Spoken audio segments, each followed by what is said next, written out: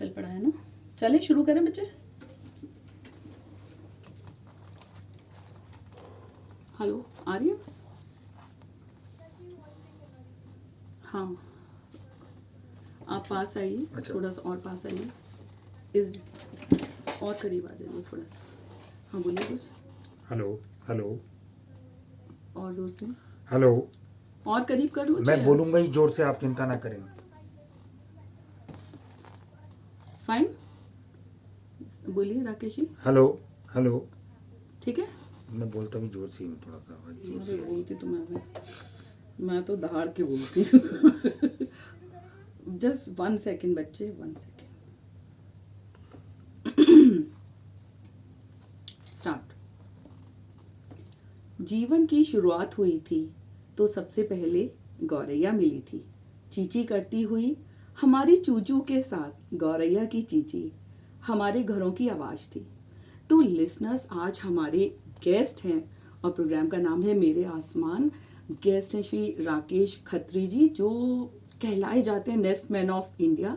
राकेश जी, आपका बहुत बहुत स्वागत है धन्यवाद। रेडियो नोएडा 107.4 के स्टूडियो में। धन्यवाद। राकेश जी, सबसे पहले आप अपनी जर्नी के बारे में बताइए और आप कैसे नेस्ट मैन ऑफ इंडिया कहलाए जाते हैं। नेस्टमैन ऑफ इंडिया तो खैर बाद में आएगा, लेकिन जब जी। मैं 7-1 साल का था तो हम लोग चांदनी चौक में रहा करते थे जी और हमारा 3 मंजिली मकान था। तो मैं स्कूल से आता था और शरारती बच्चों की तरह अपना बैग एक जी। तरफ फेंकता था, शूज़ एक तरफ फेंकता था और सीधा छत के ऊपर। जी और छत पे क्या था, मैंने कुछ क्राइम के अपने इक्विपमेंट छुपा रखे थे, जिसमें कुछ रंग थे, एक टोकरी थी, डंडी थी, रस्सी थी और दाने थे।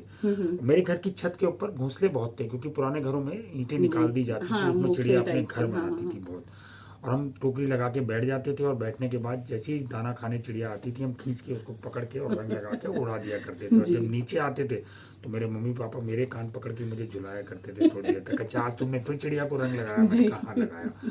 और मुझे लगता था कि शायद ये मैं गलत कर रहा हूँ और उसकी सज़ा मुझे मिलेगी, लेकिन मुझे ये नहीं पता था कि उसकी उल्टा बहुत बड़ी ब्लेसिंग मिलेगी। जी then I lost my father at the age of 1474 के अंदर। जी तब मैं अकेला पड़ गया था और ये भी नहीं था कि क्या करें। घोंसले तो दिमाग में रहते थे जी और उन घरों में एक खासियत ये होती थी कि पंखे बहुत ऊपर होते थे, तो जी पंखे के कप के अंदर चिड़िया घर बनाती थी। जी और हमारे घर में हमारे दादाजी ने एक बहुत अच्छी रवायत चला रखी थी कि जैसी चिड़िया उसमें घर बना लेती जी थी, वो कहते थे पंखा नहीं चलाएंगे। हम्म तो पंखा चलाया और जी चिड़िया कट गई तो कान काट देंगे। जी वहीं से घोंसलों की असली शुरुआत हुई थी। जी।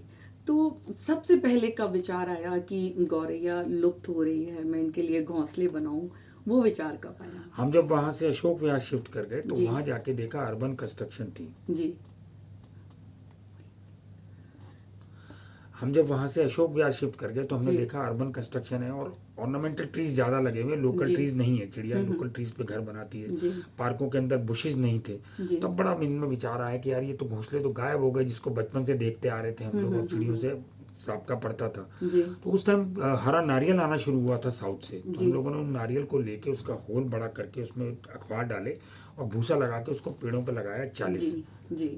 अच्छा अच्छा, तो इस तरह से आपके जी। मन में विचार आया। तो लिसनर्स, समय हो चला एक ब्रेक का।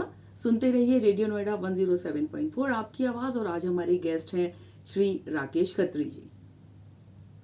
ठीक है राकेश जी, आप ना हाथ मत लगाइएगा, नहीं तो फिर ना आवाज़ आ जाती ओ अच्छा। है।